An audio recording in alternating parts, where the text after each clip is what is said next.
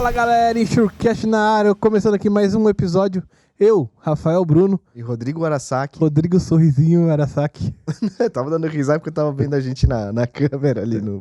Você é meio estranho mesmo, dá vontade de rir quando eu te vejo. Eu tava olhando pra você, cara. Boa. E hoje recebendo aqui, primeiro, um grande amigo de mercado que a gente já trabalhou junto em 2 empresas. E também o Carlos, pessoal da Pelacani. Muito obrigado, pessoal, por ter aceitado o nosso convite aí.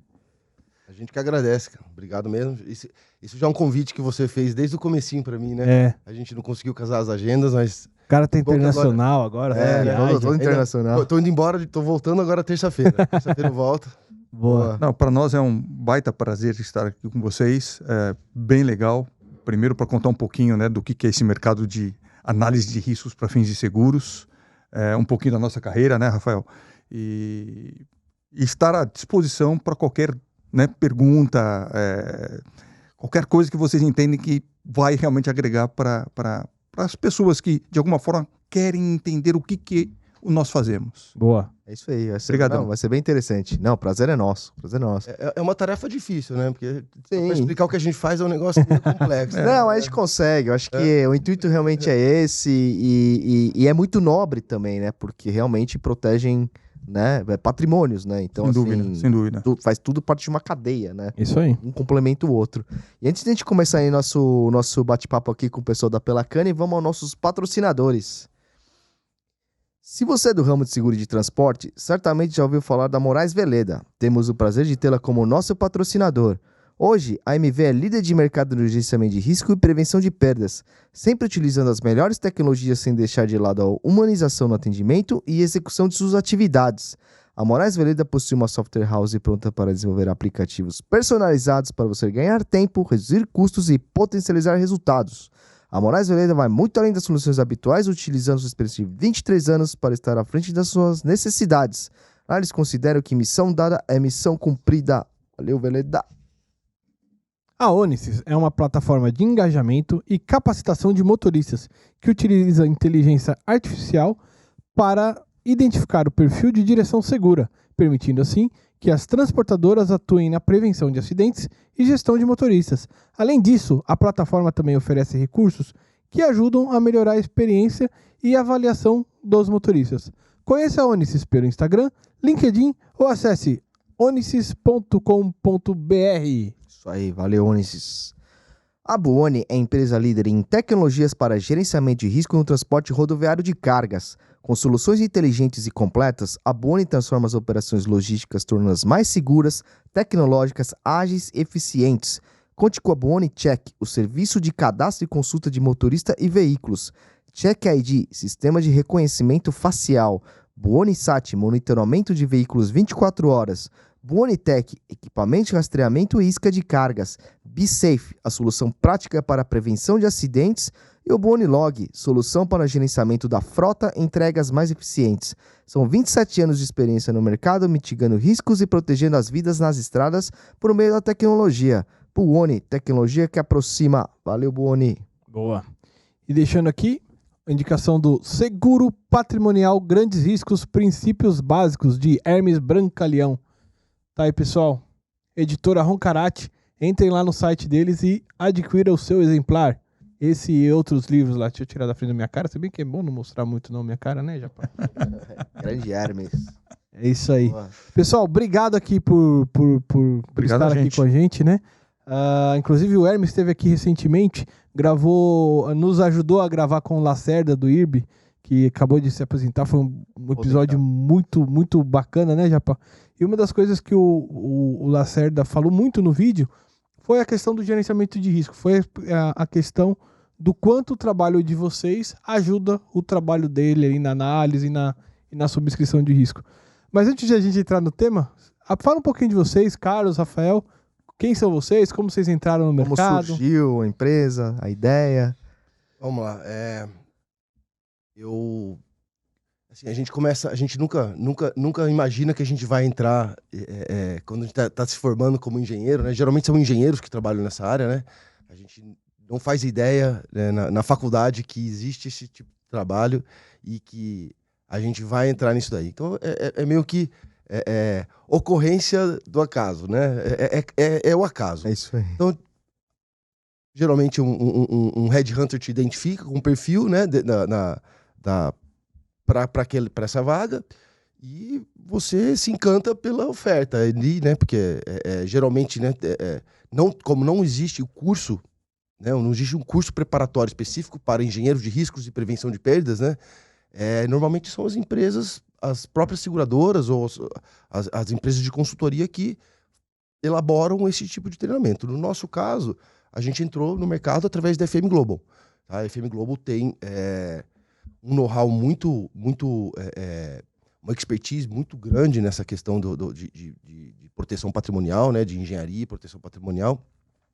E eles pegam pessoas jovens do mercado que não têm conhecimento, eles querem geralmente pessoas sem vícios no mercado, né? Porque você acaba criando uns vícios, e treinam, te dão uma imersão ali, você entra, você te contrata, você fica trancado dentro da sala por 3 meses, legal, treinando só com os binders desse tamanho aí. Caramba! E estudando muito, e faz provas, tudo, aí você viaja para fazer as provas, para você passar para a próxima fase, e treinamento em campo, você acompanha os engenheiros mais sêniores nas visitas. Não, Nossa, programa... Isso aqui mesmo?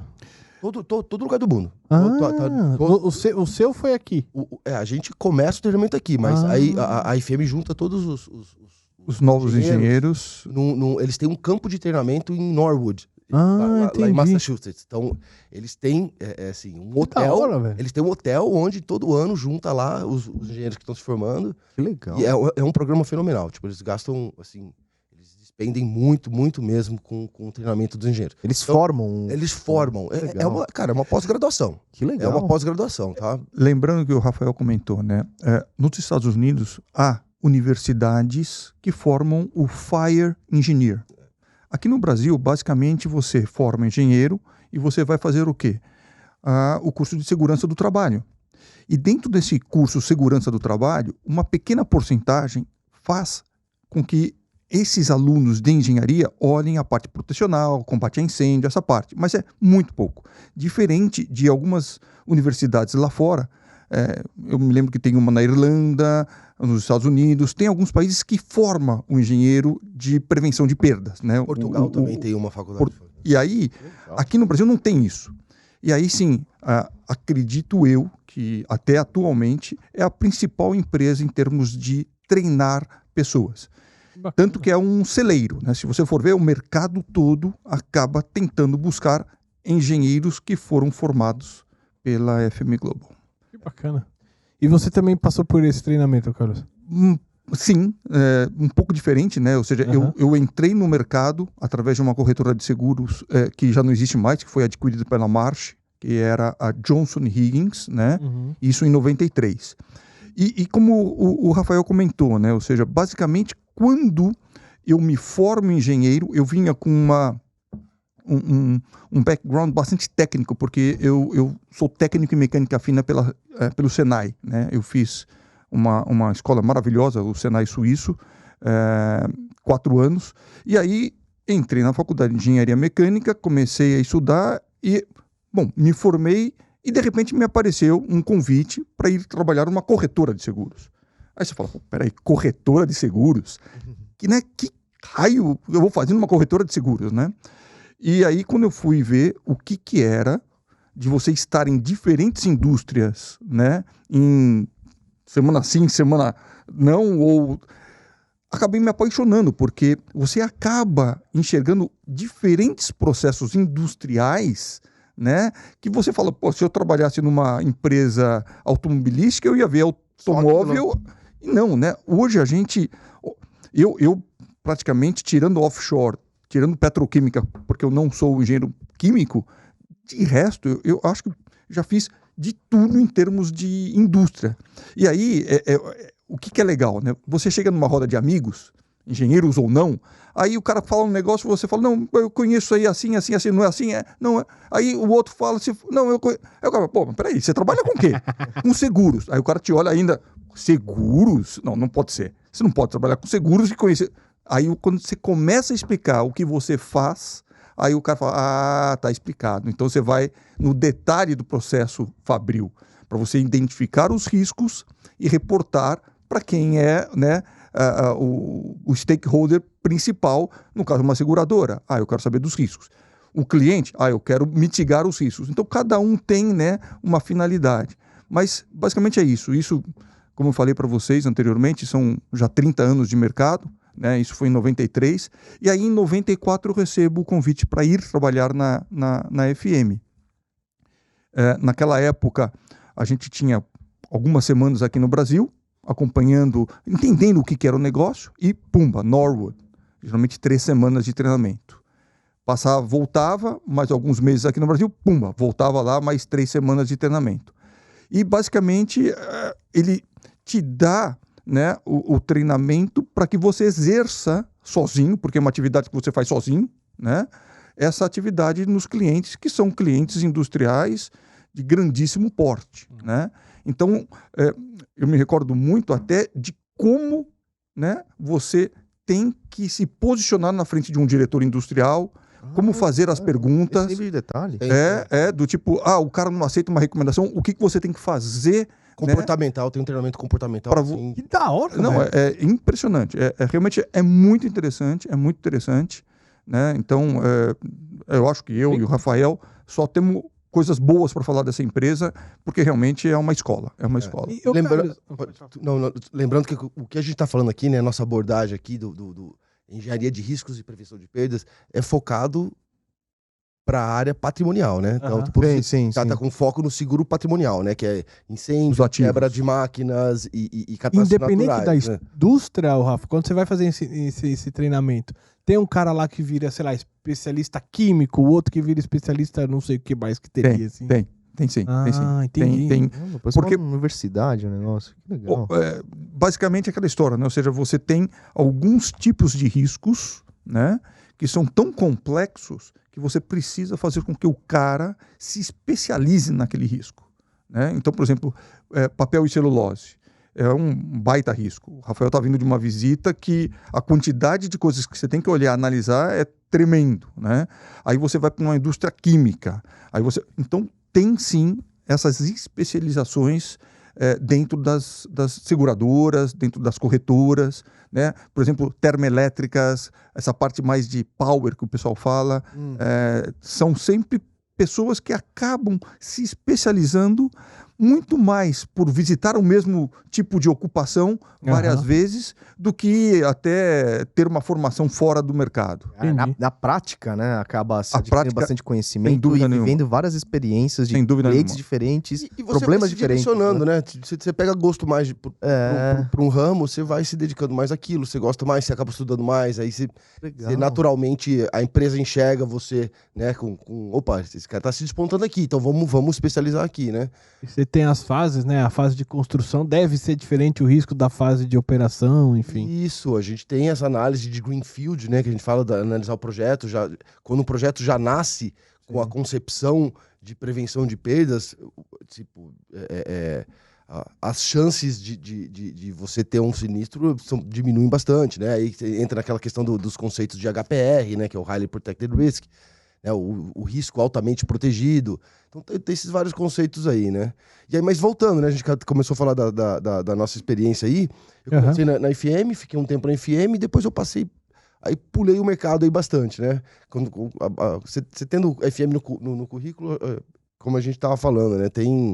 Muda o... Abre bastante porta. Abre bastante porta. É uma escola. Porque o treinamento é uma escola. É uma escola, assim, realmente diferenciada, tá? Legal. Não que não tenha bons mercados, outros engenheiros do mercado, eu já conheço. Itaú, Rafa, o FM foi antes de Itaú? Antes de Itaú, né? A Itaú foi que a gente trabalhou junto em 2011, né? 2012, eu fiquei de 8 a 14 lá. Eu trabalhei, pra você ter ideia, né? Eu saí da FM e depois fui pra Chubb. Fiquei um tempo na Chubb, depois fui pro Itaú. Saí do Itaú, fui pra Ace. Aí depois eu saí do mercado um pouquinho, até abri minha própria empresa. Lembro. Prestava serviço para a própria Chubb, para outras corretoras, mas não no nível que é a Pelacane hoje, tá? Bem menor. Fazendo aquelas visitinhas mais middle, digamos assim. E aí depois, engraçado, né, que eu passei, Chubb, Ace, Itaú. E aí depois foi, né? Não é mesmo? Isso que eu pensando. Todos os meus colegas de trabalho, agora tudo trabalha. Tudo junto ali. Tudo junto, né? Foi engraçado esse daí. E aí, depois disso, né? Eu tava prestando serviço como tinha a Pedroso Engenharia, né? Um dos meus clientes fortes era a AXA. A AXA Corporate Solutions. Uhum. E colegas da própria FM que estavam trabalhando na AXA, como na AXA Matrix, né, na época, que era o braço de consultoria de riscos da AXA, muito forte também, tá? Outra seguradora que investe bastante em treinamento e na formação de engenheiros também. 3 colegas que trabalhavam na FM comigo, entramos juntos, estavam trabalhando na Matrix. Tá bom. E aí, como eles me conheciam, me contrataram como prestador de serviço, aí depois surgiu uma vaga e eu entrei em 2016, para trabalhar como engenheiro de riscos da própria AXA, atendendo, né, as demandas da subscrição. E fiquei 6, 7 anos na AXA, e aí o pessoal da Pelacane aí já vinha me temperando já há algum tempo, né? E eu, Sim. agora não é hora. Mas foi tudo no tempo certo, tá? Aí agora já tem um ano que eu tô aqui com Pelacane. Sem dúvida. E ano que passou muito rápido, assim, a gente... nesse um ano eu assim, cresci muito, assim, profissionalmente, ampliei muito minha abrangência territorial, né? Porque eu tô morando nos Estados Unidos agora, e com isso eu tô tentando atender, né? A ideia é que atenda logisticamente, né? O que vale mais a pena logisticamente. Ainda não tá, né? Eu ainda tenho passado muito tempo aqui no Brasil, mas a ideia é atender Estados Unidos, que tá aumentando muito, e ali América Central, né? E norte da América do Sul. Né? Que a viagem ali da Flórida fica tranquilo. E aí, tamo aí nessa, né? Boa. E você, Carlos, como é que foi essa ideia de montar a empresa? Como chegou nisso? Então, depois que eu saí na verdade, me convidaram para voltar para o mercado de corretagem, né, finalzinho de 98. E aí eu permaneci numa grande corretora, a Marsh, né, até 2014.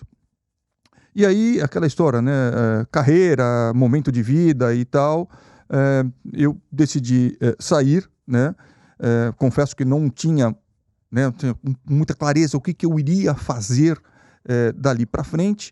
E aí conversei com várias pessoas no mercado, com pessoas que trabalhavam em diferentes áreas, muitos amigos da FM da minha época, né, na época o presidente da Munich Re aqui no Brasil, o Rodrigo, seu xará, Beloubi, e fui conversando com as pessoas.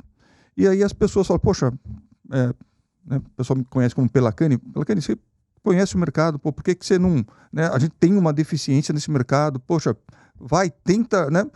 E aí comecei a conversar com umas pessoas, em especial com a minha sócia, a Ivana, a nossa sócia, né? E a Ivana vinha com um background muito bom de projetos e gestão ainda durante a obra. E aí, o que nós realmente já tínhamos identificado há algum tempo era que esse processo, desde lá do cara botar no papel o projeto até botar a indústria para funcionar, a gente via que gestão de riscos não era tão bem... Gestão de riscos patrimoniais, como bem falou o Rafael, não era tão bem vista no papel. E a gente sabe que quando você faz os seus inputs no papel, é muito mais barato. Né? Imagina você chegar numa indústria, já está tudo pronto, e você falar, aqui está errado. Então, a gente sentia que o mercado não tinha esta capacidade, essa competência. E aí, quando nós montamos a Pelacane Gestão de Riscos, a ideia era justamente tentar atender numa amplitude muito maior. Aquele cara botando a informação no papel, já recebendo os inputs, indo para a construção e instalação e recebendo esta gestão que a Ivana faz muito bem, né? Para depois a gente continuar na mitigação de riscos. Legal. Então, a ideia foi essa, basicamente, né? Já ajudar na concepção, né? E tem coisas simples, que na concepção, tipo, localização, na definição do layout, né? De onde você vai colocar os prédios, né? Por exemplo. Ou algum tanque de líquidos inflamáveis. As distâncias. Às vezes, por causa de 5 metrinhos a mais que tem ali, a sobra de espaço, você resolveu o risco. Você tá, né? E depois que construiu, você fala, É. puta, constrói uma parede, corta fogo Não, aí. super Ou sacada aí. Não, cara, são coisinhas simples que a gente Ah. consegue... Torre de resfriamento. Vocês devem escutar que toda hora tá pegando fogo alguma torre de resfriamento, né? Uhum. E aí, na indústria, eles colocam torre de resfriamento tudo colado uma na outra. Se você tem uma distância de 6, 7 metros, esta propagação de incêndio já fica muito menos provável. O Carlos, um amigo meu me ligou aqui e perguntou o que é torre de... Boa pergunta, boa pergunta. Não, bom, pra quem não conhece, vai estar assistindo a gente, é bom Torre entender. de resfriamento nada mais é do que um processo que você precisa de uma refrigeração, a água entra numa temperatura alta e sai com um pouco menos de temperatura. Entendi. Então são aquelas torres que você vê que basicamente é fibra por fora, né?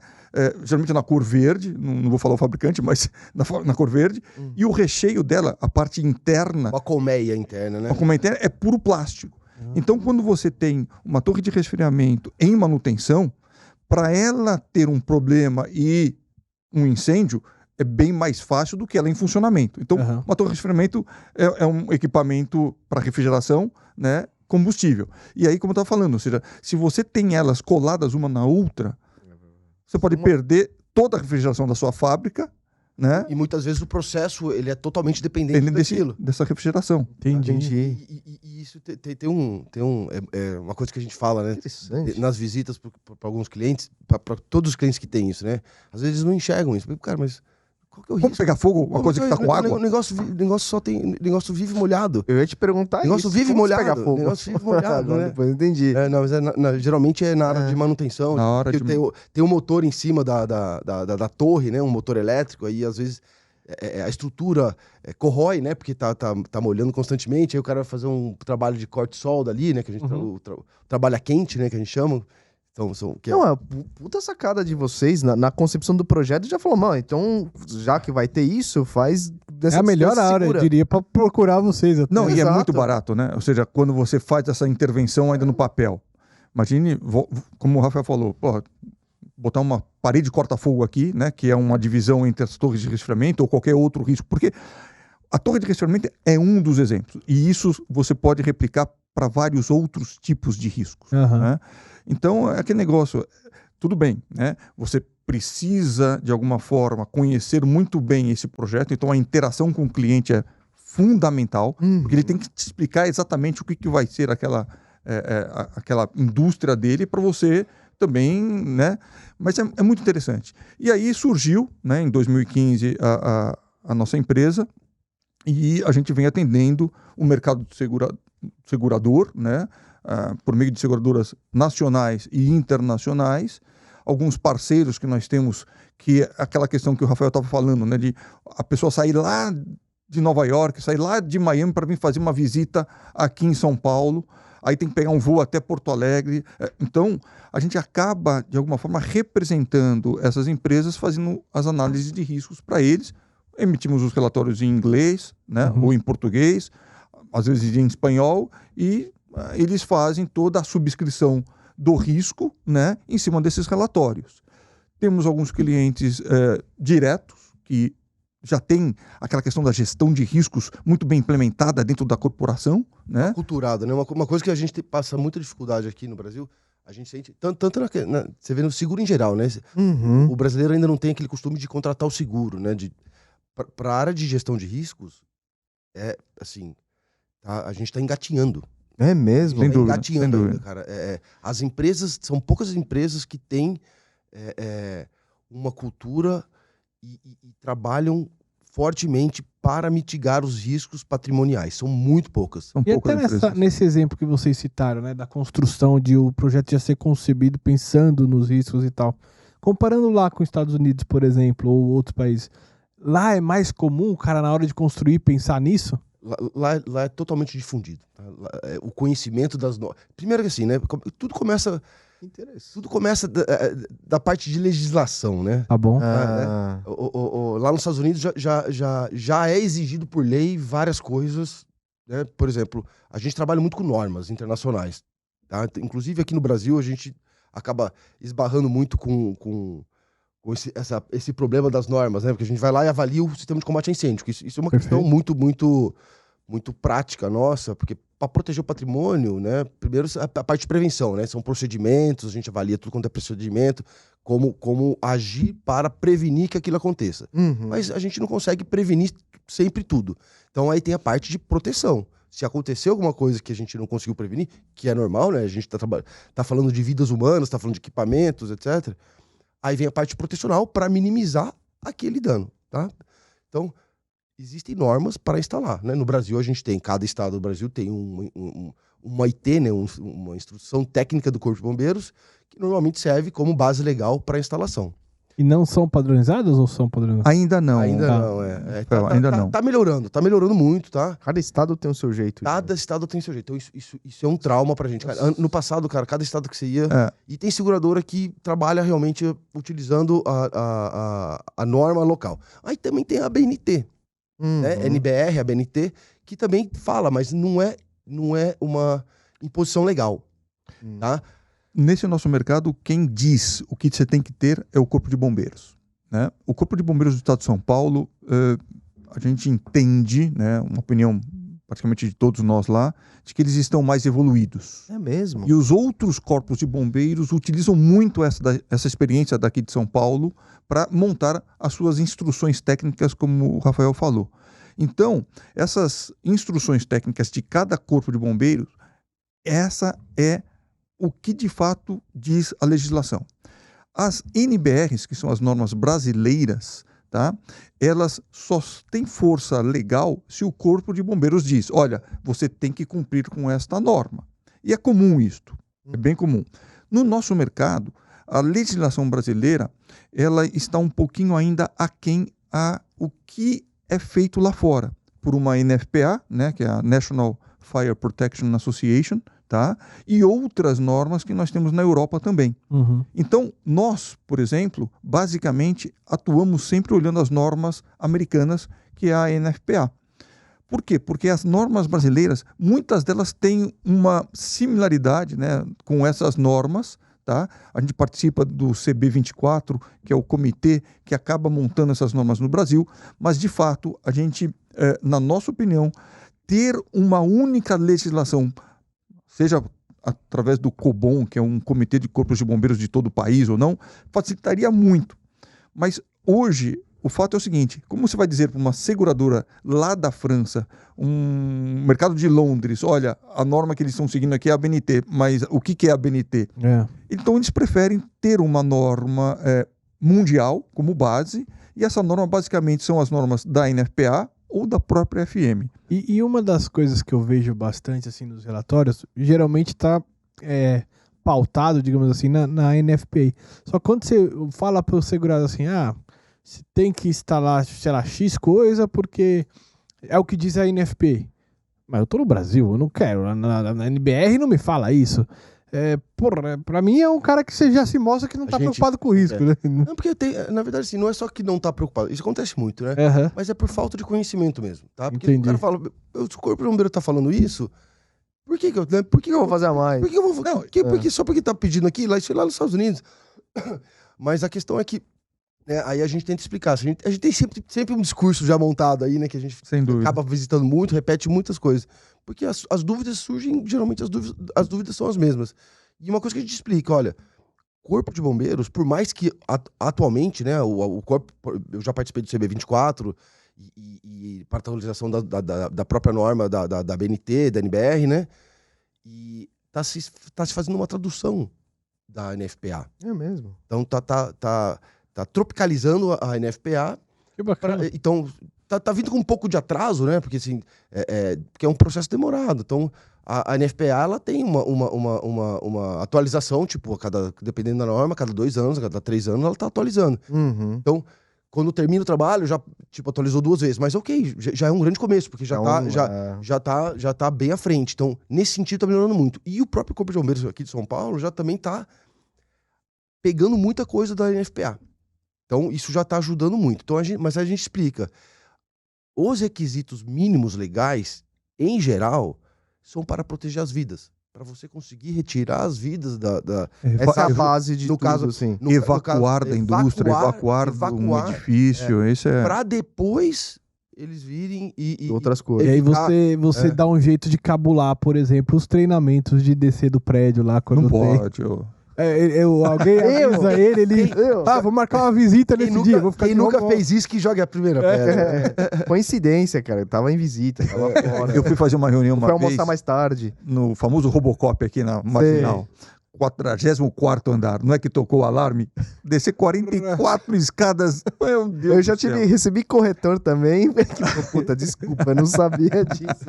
Eu tive também uma visita que vocês foram. Mas enfim. Mas então, mas terminando lá, né, falando dos Estados Unidos. Nos Estados Unidos, a NFPA, ela é código. Tem várias normas. Tem força A de maioria- lei, não? Tem força de lei. Ah, Tem entendi. força de lei. Vários estados, não é todo estado, mas a grande maioria utiliza NFPA como requisito legal e tem esse embasamento técnico e tem um comitê muito forte e que tem a cultura de proteger os patrimônios. Porque eles vêm de uma história industrial mais antiga, né? Eles vêm de um histórico de sinistros, de grandes incêndios, que aí eles vão aprendendo, né? Tipo, aqui no Brasil começa a dar valor nessas coisas, porque primeiro que Deus é brasileiro e protege muito, realmente. Coisa que a gente vê por aí que fala, meu Deus, não sei como isso aqui não explodiu até agora. E uma coisa bastante interessante nesse nosso mercado é o seguinte, né? Ou seja, como nós começamos a falar, você tem universidades lá que formam o engenheiro de prevenção e combate a incêndios, né? Então, quando você entra num assunto, visitando um cliente lá, as pessoas rapidamente já sabem do que se trata. Aqui na América Latina, ou América do Sul, vamos tentar canalizar mais, quando você fala, olha, você tem que instalar aqui um sprinkler. Peraí, mas aquele negócio que quando tem um incêndio abre Não, isso aí é Hollywood, não é... Não, o sprinkler, ele abre 1 a 1, porque ele recebe... Então você tem localizado, né? Não. Você tem a atuação Tem na minha calor, cabeça né? que ele me falou, cara. Você acha que você acendeu o isqueirinho? Eu acho. Vocês deviam colocar o videozinho aí depois, fazer um recorte, mostrar como é que é em Hollywood e como é que funciona Você de tem verdade. um pra mandar pra gente? Tem. Manda pra mim lá. Vou passar pra você os dois. Como que é Hollywood e como que é o de verdade.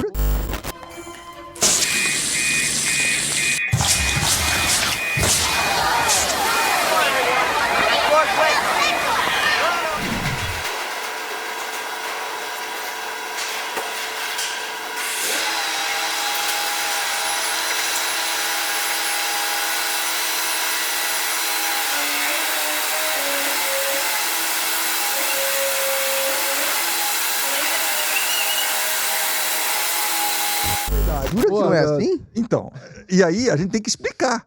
Porque a maioria dos nossos clientes, quando você fala, não, você tá louco, eu não vou colocar aquilo que vai molhar todo o meu depósito. Não. E aí, de novo, né, nós temos muito mais essa característica de explicar, né, de praticamente ser o professor de alguns aspectos que lá nos Estados Unidos, na Europa, você não precisa disso. Então, geralmente, é o que a gente fala muito, né?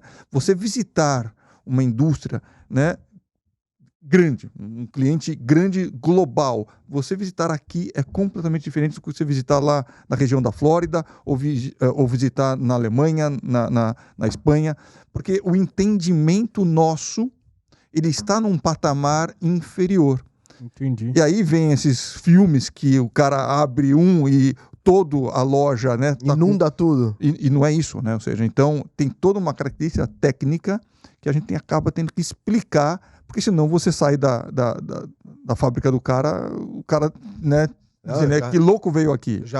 Eu já recebi, tipo, eu já fui visitar cliente, do cliente falar, vocês são loucos. Olha os loucos que vieram aqui. Olha o outro engenheiro que veio aqui esse ano de novo, recomendar para instalar sprinkler, chuveiro automático, né, traduzindo, instalar o chuveiro automático no depósito de sementes. Ou de papel, né? Que às vezes os caras Ou falam. de papel. Se o cara fala, meu, você vai instalar sprinkler, vai me estragar tudo aqui. né? Você vai perder a carga vai perder tudo.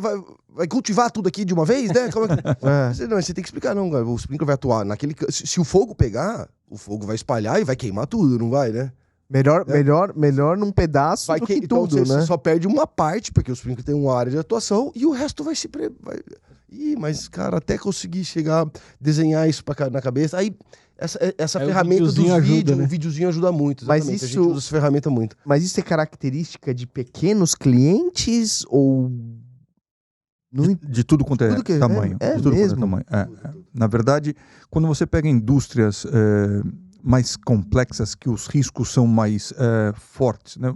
Vamos falar papel e celulose, né? Quando você está numa indústria de papel e celulose, o risco é tão complexo que, quer não, você já vê um pessoal melhor preparado. Mas quando você sai de uma indústria cujos riscos não são tão complexos, que negócio, as pessoas não sabem, de uma forma geral, como proteger, né, quais são os riscos. Então tem muito da nossa atividade explicar qual que é o risco. Aham. E eu falo para todos eles, quando eu termino a minha visita, olha, a minha função aqui é basicamente te explicar o risco que nós identificamos e você entender este risco. Porque o passo seguinte, o que é? Mitigar o risco. Eliminar seria o melhor, mas a gente pode controlar o risco, trabalhando com probabilidades ou severidades. Mas isto já é algo que você precisa investir um capital. Mas, para nós, o mais importante é identificar o risco. Você entendeu o risco? Entendi. Legal. Já ganhei o dia. Boa. Porque é aquela história, né? Eu não posso tirar dinheiro do meu bolso para falar, vem cá, investe 500 mil, 1 milhão, 1,5 milhão numa casa de bombas de incêndio. Mas ele Você tirou a entendendo... ignorância do cara ali. Sem dúvida, sem dúvida. E a gente escuta muito, né? Que ignorância às vezes é uma bênção, né? Não tenho esse risco. Peraí, você tem sim. Tem. Deixa eu te explicar como que funciona. Nossa, não. E aí, então é muito legal. Ou seja, e isso diferencia muito o nosso mercado com outros mercados, inclusive o americano. Ou seja, essa questão de conhecimento aqui no Brasil ainda é um pouco E se eu mais quiser incipiente. estudar uma NFPA, tem cursos aqui já disponíveis, alguma coisa do tipo? Rafael, treinamento no Brasil, né, como a gente estava falando, né, a gente tem pouquíssimas empresas que dão treinamento adequado na formação desse engenheiro. Então, esta função vai muito da capacidade desta pessoa ser autodidata. Por quê? As normas da NFPA, elas são acessíveis, né, num formato não tão amigável, mas são acessíveis. Gratuitamente. Você consegue Entendi. se cadastrar no site, tanto da própria FM Globo, Da você consegue se cadastrar e você consegue acessar as normas. Legal. Então, ler a norma já é algo interessante, porque já vai te abrindo algumas, né, cabeças. Logicamente, você tem a própria NFPA dando os treinamentos. Alguns em espanhol, a gente já sabe alguns treinamentos em português, em inglês é a grande maioria. Legal. Mas a formação, quando o engenheiro fala, não, eu quero trabalhar nessa área, existe.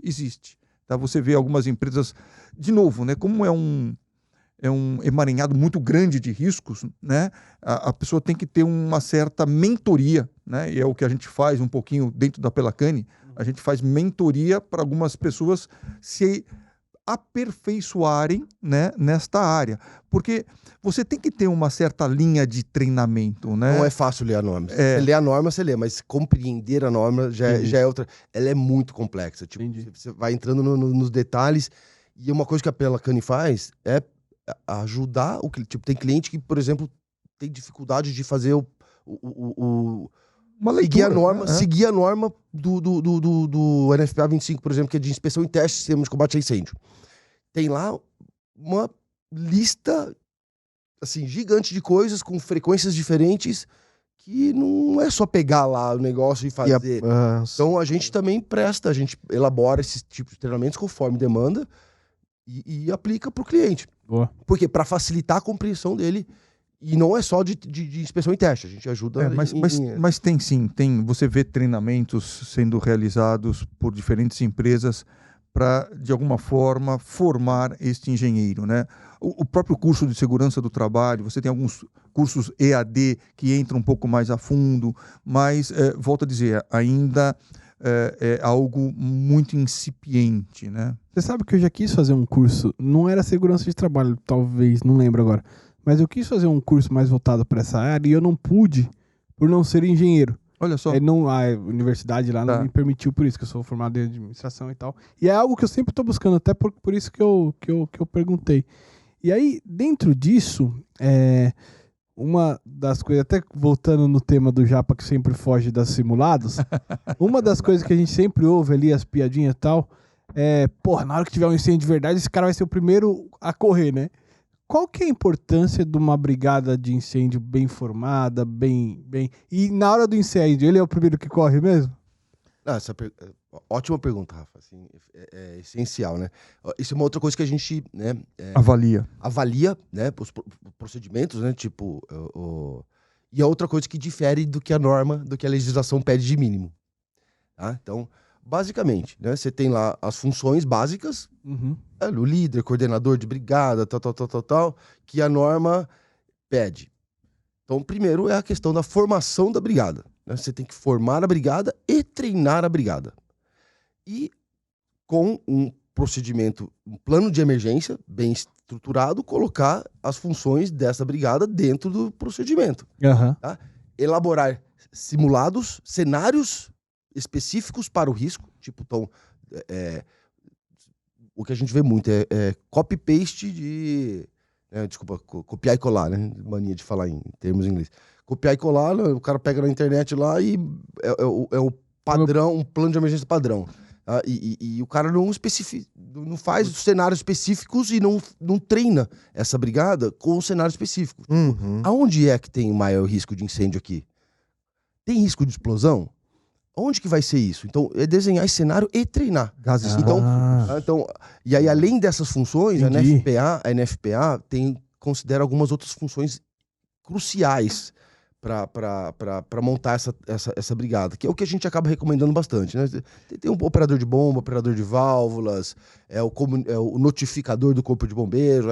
São as pessoas da própria empresa que estão treinadas para fazer. São da formação da brigada. E elas recebem treinamento para aquilo está descrito dentro do procedimento. E aí, respondendo a sua pergunta, com o treinamento, com os simulados, a pessoa adequada, quando acontece a emergência, a pessoa se sente mais familiarizado com o que está acontecendo. Então ela não entra, ela não fica desesperada. Que nem o simulado da escada.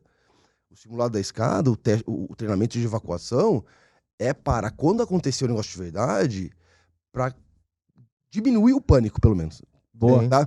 É alguma coisa, É alguma né? coisa, exatamente. E aí vem um pouquinho, né? Ou seja, a gente já tem um certo tempo de estrada, né? Eu não sei, aqui em São Paulo teve uma época que os edifícios não tinham as famosas escadas de emergência dentro de um padrão que, né, estava sendo cada vez mais solicitado. O Joelma não tinha?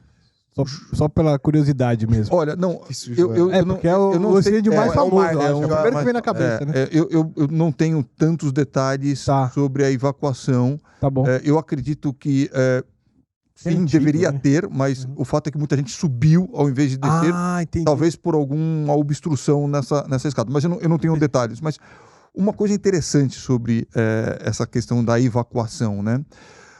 Alguns edifícios começaram a ir para as escadas externas. E essas escadas externas eram feitas de que material? Aquela estrutura metálica vazada. Então, imagine você, um escritório... Não por esse lado, Rafael, mas pelo lado da...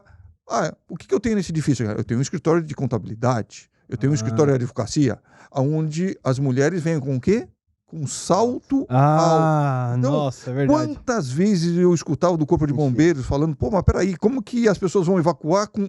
E aí vem uma série de imposições que vão saindo, né? Mas é um fato interessantíssimo. Ou seja, como que você evacua mulheres que estão usando salto por uma escada desse tipo? E prédios residenciais nos Estados Unidos tem muito isso ainda, né? Essas escadas metálicas. Não, fazendo analogia com o Splink, isso é coisa de filme. Não, mas tem. Eu vi lá. Agora eu vivo bastante lá. Caraca. Tem muita coisa assim que você vai aprendendo, né, e vai aplicando, que é muito legal, muito legal. E deixa eu perguntar para vocês, quando vocês vão fazer essa consultoria, vocês são contratados, ou a seguradora pede para que vocês façam, vamos lá, a gente falou de pequenas, médias e grandes indústrias, empresas, né?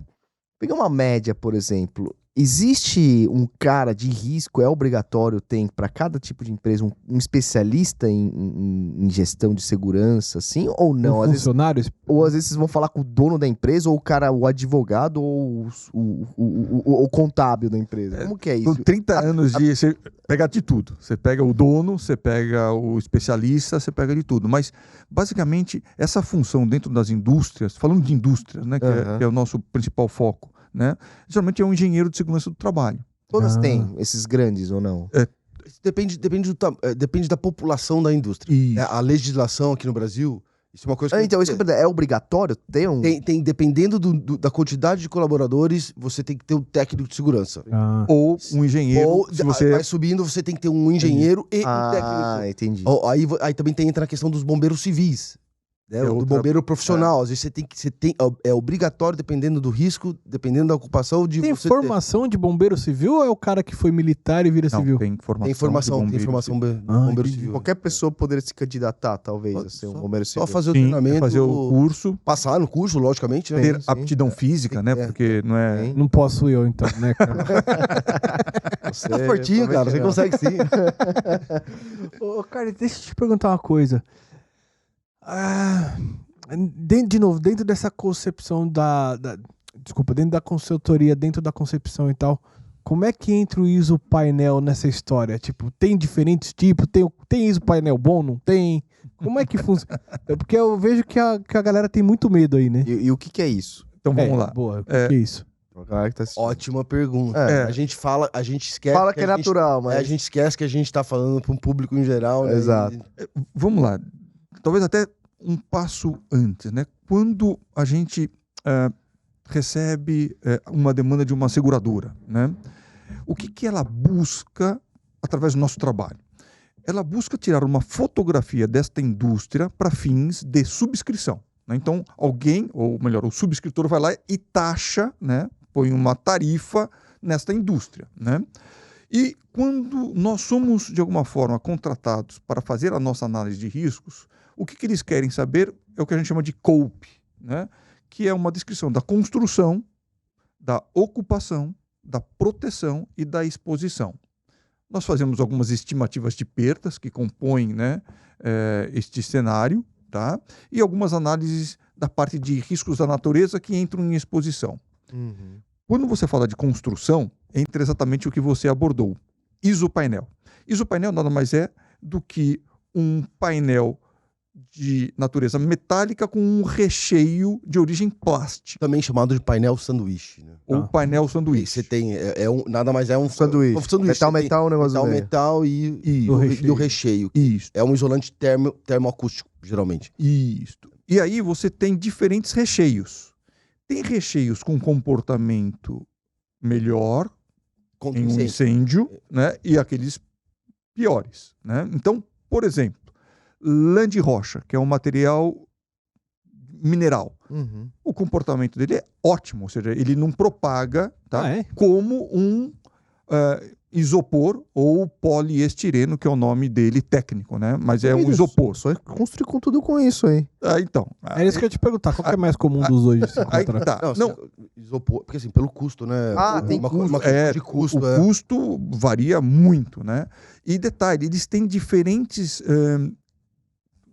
condições de comportamento à parte térmica, que é o mais importante. Então, a gente brinca muito, ou seja, se você for construir uma câmara fria, né, para guardar lá congelados, se você fosse construir com um material menos, em termos térmicos, né, a parede ia ficar algo muito grande. Então, você vai para elementos que têm uma condição melhor e você vai diminuindo essa, né, e aí você chega numa parede normal de 20 centímetros, né? Alguma coisa desse tipo. Só que o material que está lá dentro, ele geralmente ele tem uma natureza plástica combustível.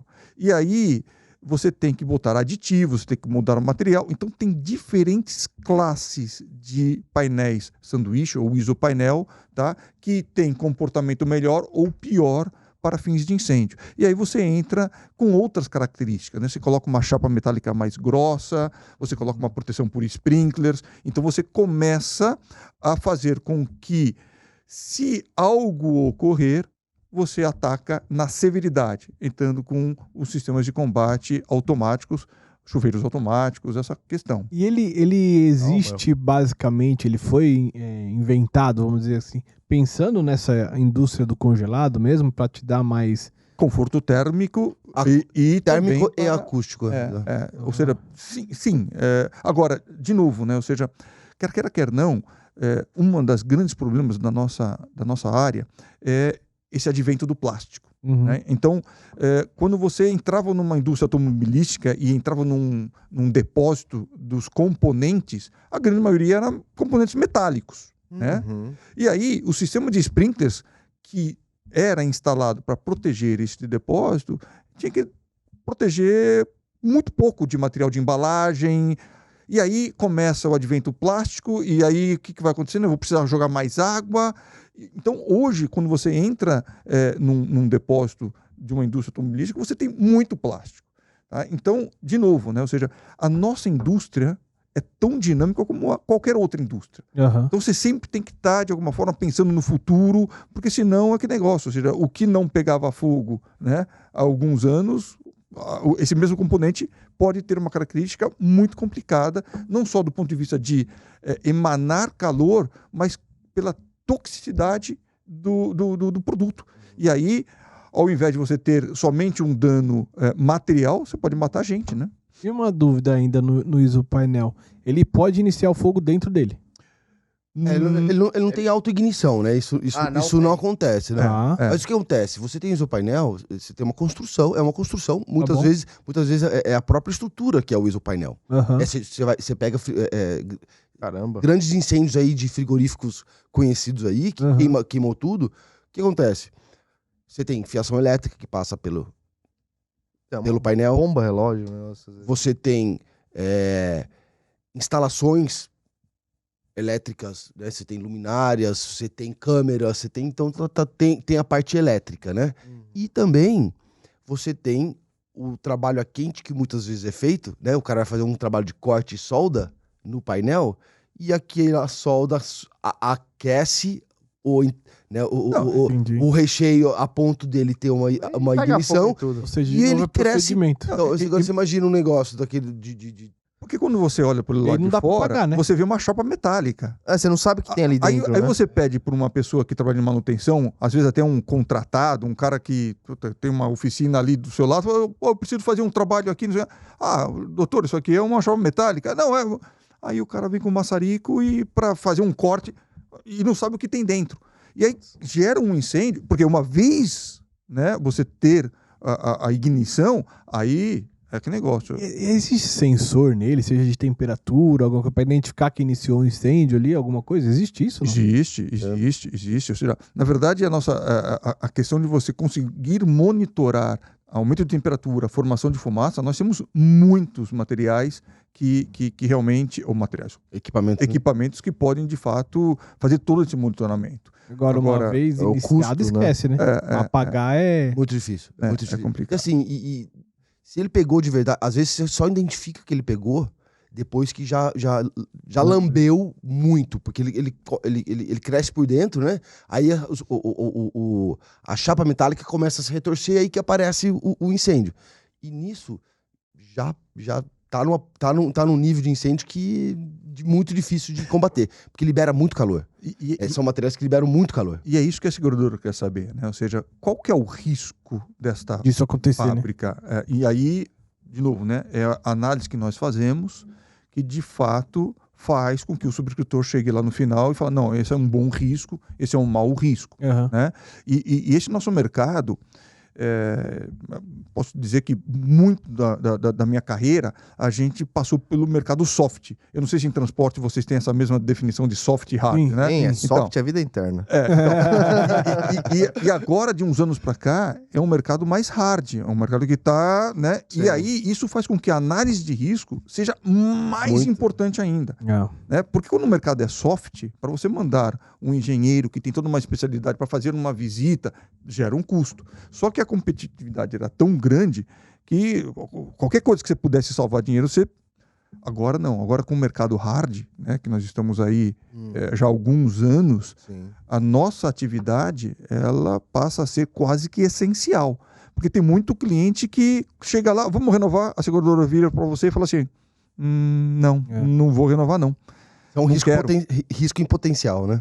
E aí complica. Isso acaba obrigando, então, de uma certa forma, não só a seguradora. Porque o pessoal acha que a seguradora é a vilã da história também, Não né? é, né? E Não é. No final, cara. O se próprio você- Lacerda deu exemplo aqui. Exato. Você como com uma indústria que tem diversos funcionários, que tem famílias, né, para sustentar, você precisa fazer um negócio, né, protegido, né? Sem dúvida, E a sem gente, dúvida. e através de vocês, a seguradora, acaba influenciando nisso para ele resolver um futuro problema, né? É o que eles chamam muito de responsabilidade social, né? Exato, Ou mas uma seja, solução E, muito um- grande. e uma das coisas do nosso trabalho é realmente garantir que a empresa, o negócio, tenha continuidade. Você não Exato. tem impacto. Tá? Exato. E outra coisa interessante desse negócio do painel sanduíche, né? Aham. Na concepção do projeto também, isso é uma coisa que a gente orienta. Tipo, o cara tá lá, definiu que vai construir o armazém, painel sanduíche de poliestireno, isopor. Pior caso que existe. Pô, gente, né?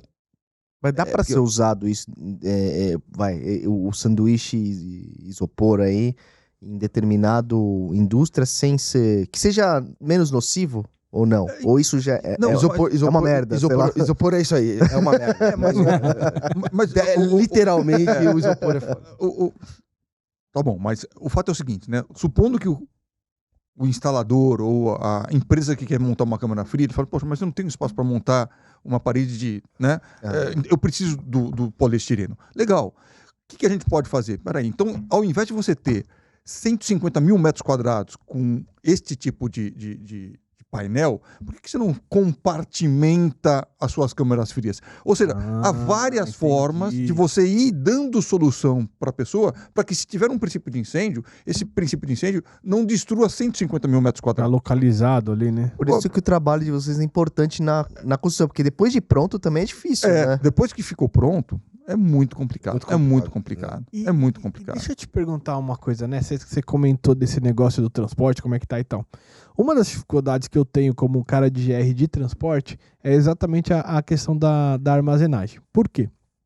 De uns anos para cá, tá cada vez mais comum limites absurdos para armazenagem dentro do transporte, né? Dentro da pólice de transporte. E até pegando, vocês falaram bastante da FM, o Lacerda até comentou um caso aqui, que teve não lembro se foi um furacão, se foi um tornado, numa retorno, que do lado caiu e o da FM, que era segurado lá, ficou. E aí ele elogiou muito o trabalho por causa disso, né? E aí, trazendo isso para o transporte, eu vejo que a gente ainda não tem essa cultura de se preocupar com o risco estático, né?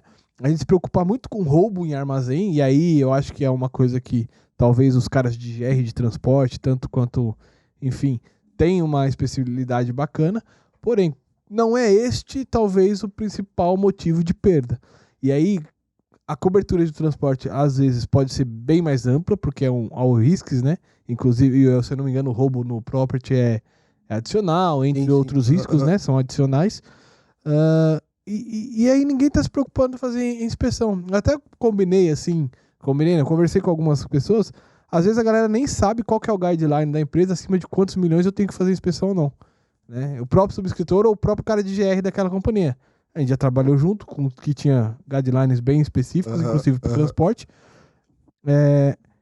Como que vocês podem ajudar essa pessoa de transporte, que geralmente é o administrador, que não pode fazer aquele curso lá, auxiliar nesse processo?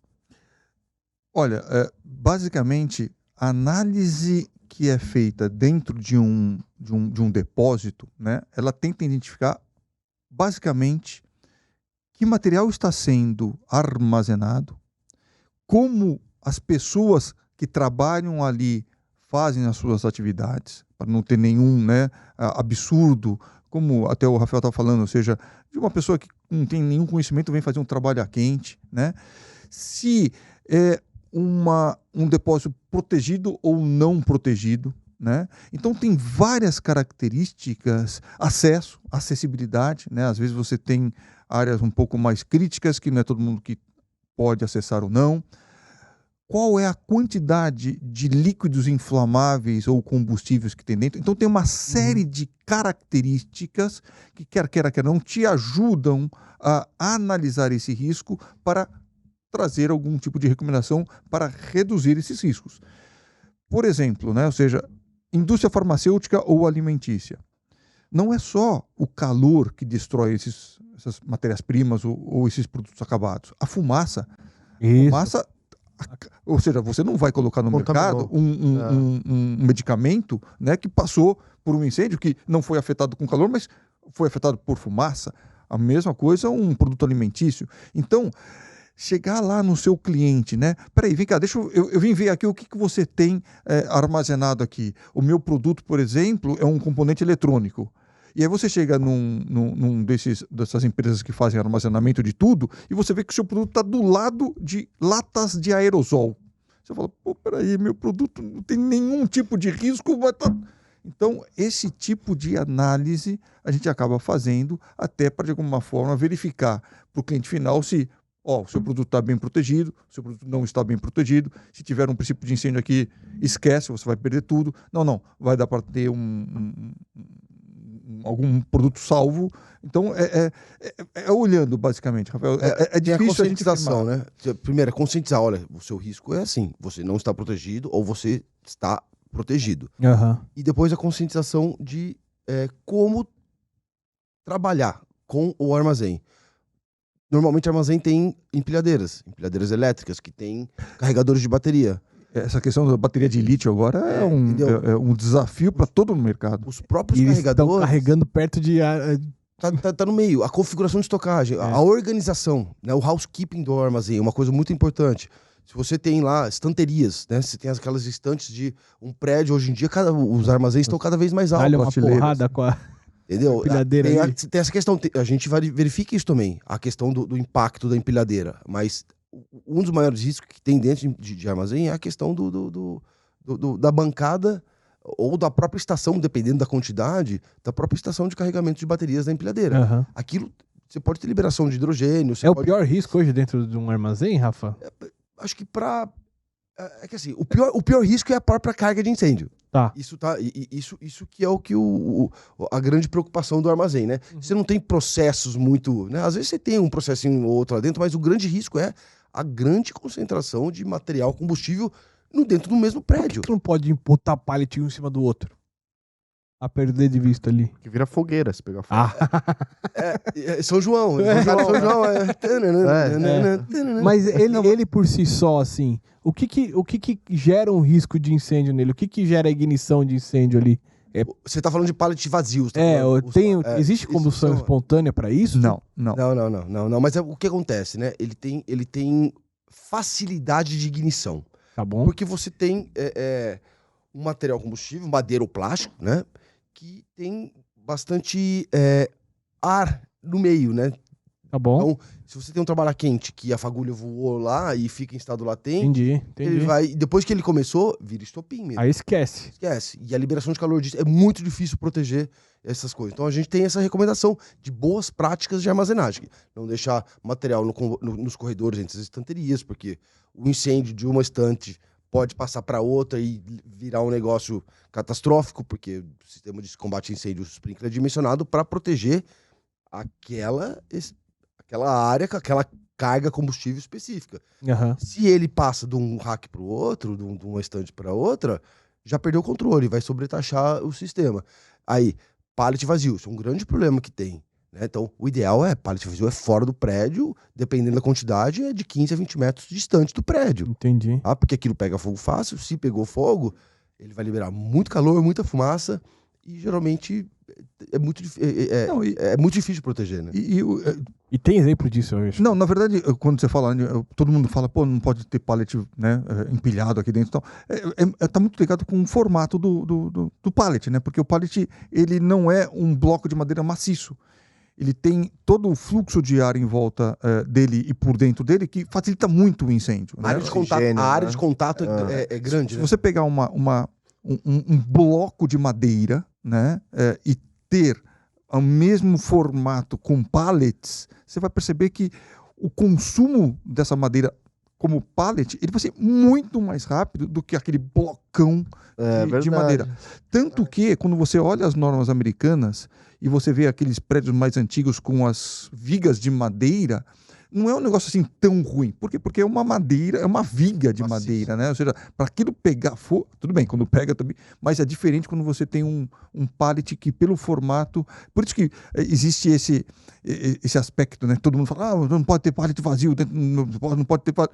O fato é o seguinte também, né? Se eu chego num depósito e eu não tenho nenhum tipo de proteção, sei lá, pallet vazio ou não vai fazer muita diferença, né? Mas alguns mitos que a gente acaba aprendendo e vai instruindo os donos de depósitos, que realmente é algo complicado. Como a gente fala, né? Ou seja, a probabilidade de você ter um incêndio num depósito é muito menor do que ter numa fábrica, num processo fabril. É mesmo? Mas quando ele tem, a severidade, né, é muito maior. Então tem esses aspectos, ou seja... Até porque os sistemas protecionais são limitados, enfim. Também. Para não falar horríveis. Mas é mais a questão de acúmulo de carga de térmica, né? Ou seja, é por aí. O Splinker é só água que tem ali dentro, por exemplo, que assim...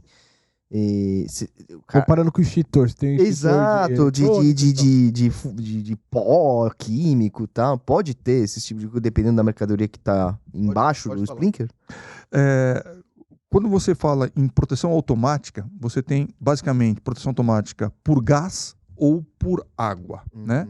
Você pode ter água mais espuma, tá? Mas agentes extintores, a água ainda é o mais utilizado pelo custo ser muito barato. A manutenção de um sistema de sprinkler é muito mais barata do que um sistema gasoso. Vai funcionar? Vai funcionar tão bem quanto. Tá? Então, mas dependendo do produto, não é? Que estiver pegando fogo. Sem dúvida. E depende do ambiente igual também. aquele na cozinha lá. Você joga água no óleo quente e pega mais fogo ainda. Perfeito. Você está coberto de razão. Ou seja, para cada tipo de incêndio, você tem um agente mais adequado. Né? E você tem toda a razão. Ou seja, você tem alguns agentes extintores para óleos que são muito melhores do que a água. Porque realmente a água tem um baita de um problema, né, que não se usa. Que nem numa fundição. Fundição você não vai chegar, você não vai nem chegar perto com água lá. Você vai criar uma reação violenta. A reação isotérmica de quando a água cai dentro do material fundido, assim, é violento, causa... Mas voltando na sua pergunta, ou seja, líquidos inflamáveis, tá? Eu posso ter uma instalação de sprinklers, que você olha e fala, pô, isso aqui é sprinklers, mas que você tem uma injeção de espuma durante um período inicial para fazer com que aquele líquido que está lá embaixo, que vazou e está incendiado, vai receber uma camada de espuma e vai acabar se extinguindo. Entendi. Quando você joga a espuma, você tá tirando o ar. Porque o ar não tá tendo mais contato com aquele incêndio, você criou aquela película, extinguiu. Então, quando a gente avalia o sistema de combate, qual que é o sistema de combate a incêndio ideal, a gente tá avaliando essas coisas. O que a gente vai cortar daqui? Desse triângulo. Desse triângulo. Que da hora, cara. E só para finalizar... Quebram a parte química do incêndio. É muito interessante. Caramba. E deixa eu perguntar, você tem mais... Vai lá. Eu queria perguntar para vocês como vocês trabalham. Depois fala um pouco mais também sobre a empresa. A gente divulga aí pra galera, quem quiser conhecer mais. Como é que foi na pandemia tudo fechado, isso aí? Boa pergunta. Como que vocês agiram com isso aí? Boa pergunta. Eu me recordo muito porque eu estava vindo de férias, passei algumas semanas com meus filhos fora na Alemanha.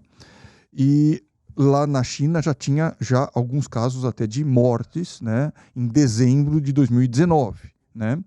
Em janeiro de 20, lá na Alemanha, eu peguei um voo e o aeroporto estava sem ninguém usando máscara, por exemplo. Eu cheguei aqui no dia 1º de fevereiro, todo mundo no aeroporto de Guarulhos usando máscara. E aí começou... lá fora, muito mais na China e Europa, não tanto nos Estados Unidos, as empresas globais falando, olha, não receba mais ninguém nas suas fábricas.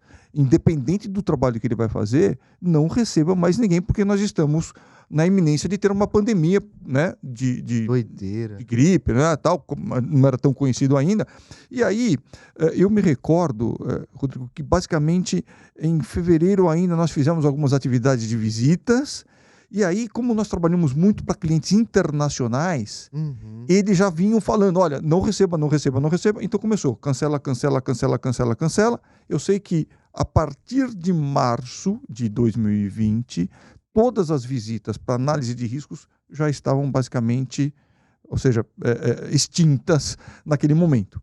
E aí, eu me recordo que nós basicamente fizemos uma ou outra visita até novembro. Uhum. E aí, a partir de novembro, nós começamos a fazer algumas visitas, mesmo porque as empresas que eram nossos clientes acabaram criando regras, ninguém viaja aqui, mas, né, como vocês são prestadores de serviços, né, vocês estão viajando, não estão viajando, e nós viajamos, né?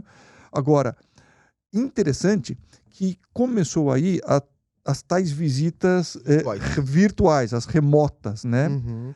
E aí eu confesso que eu fiz algumas, não sei se o Rafael também fez, acredito que sim. Bastante. É que é um outro mundo, né? Ou seja, porque basicamente aquele feeling que você, como engenheiro de prevenção de perdas, tem ao entrevistar o cara, ao fazer a visita na fábrica, olhar aqui, olhar ali, você já não tinha isso.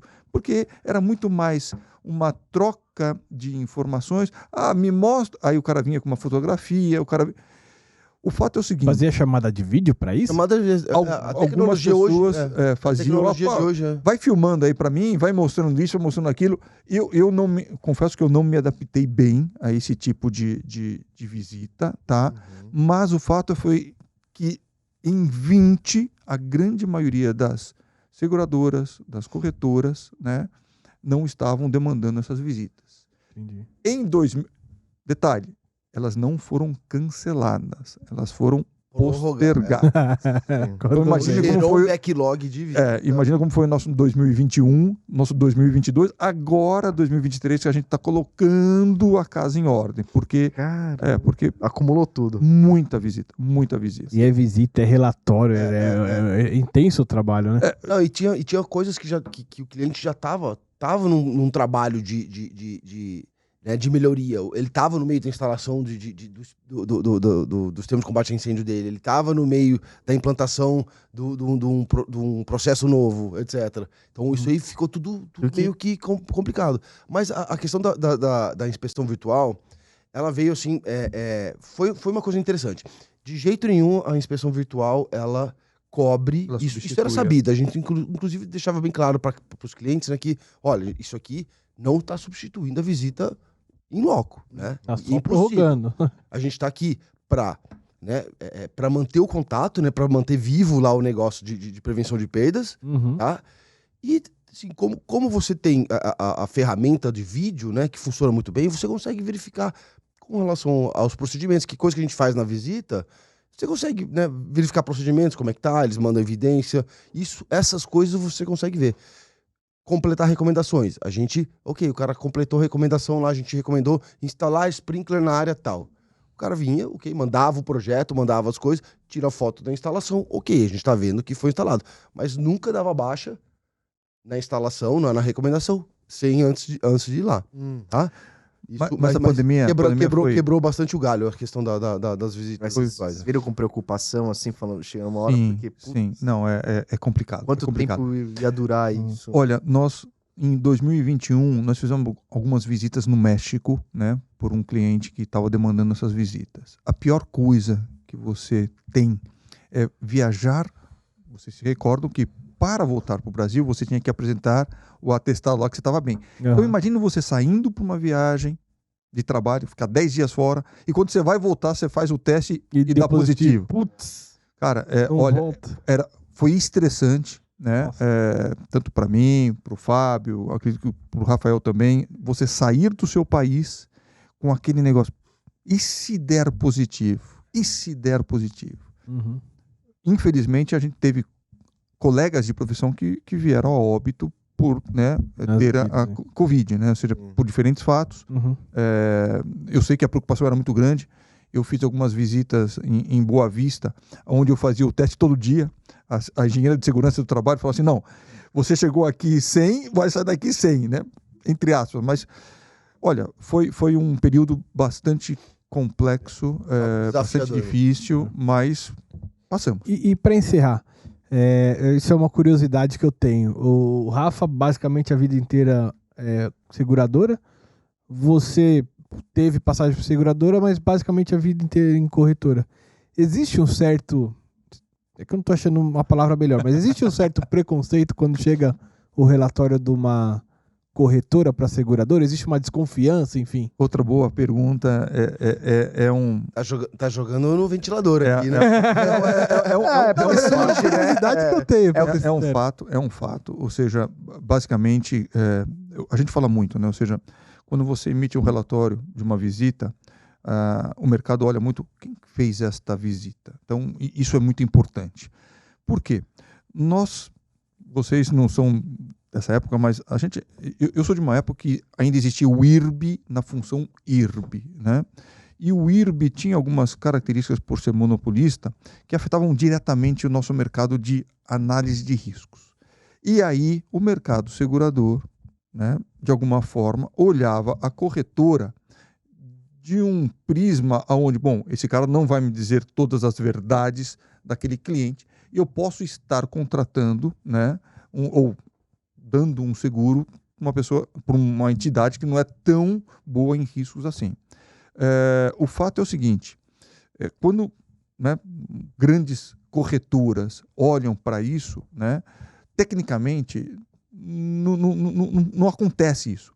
Porque, tecnicamente, quer queira, quer não, se você coloca uma coisa para uma seguradora que claramente não é, se acontece alguma coisa, você tem uma responsabilidade por trás disso. Perfeito. É um Renault ali pesado. Sem dúvida. Então, quando você fala das grandes corretoras, né, isso já ficou praticamente no passado. Né? Ou seja, de você, de alguma forma, poxa, não acredito neste relatório porque está sendo feito pela corretora.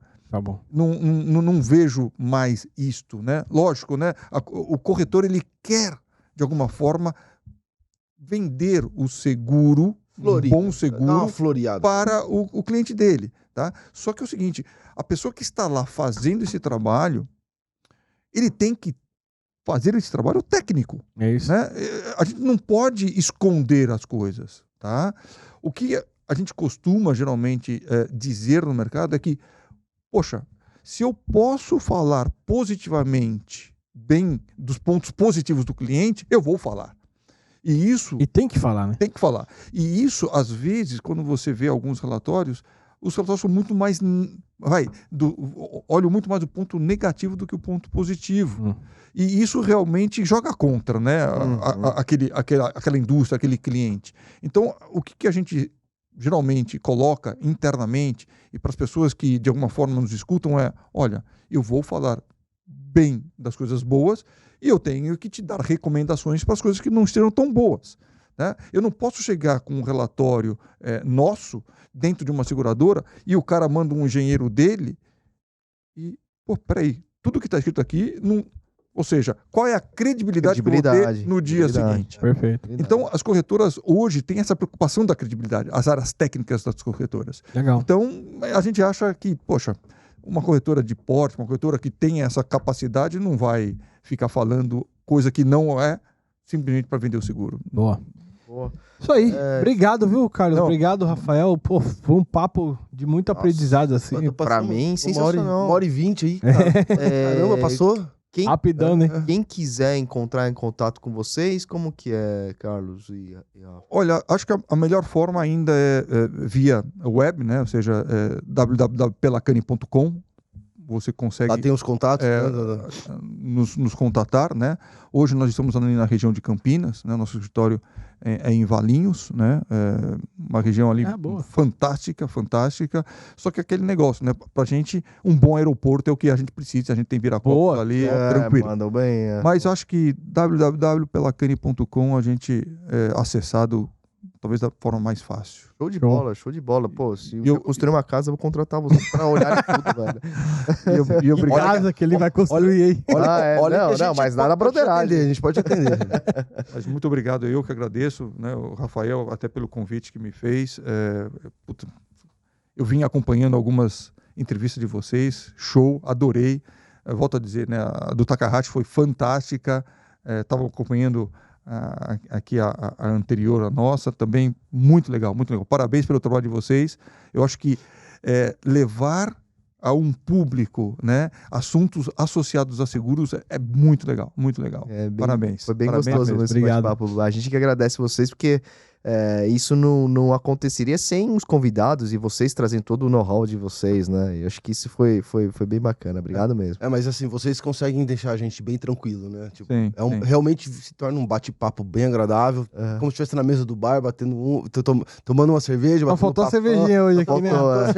Próxima vez, né? Porque Próxima dá pra vez colocar na traz. caneca, né? Exato. A Mas, gente assim, tinha no começo, mas a galera não acho que tava com mais receio de tomar ainda. uma aí. Eu ia tomar. Boa.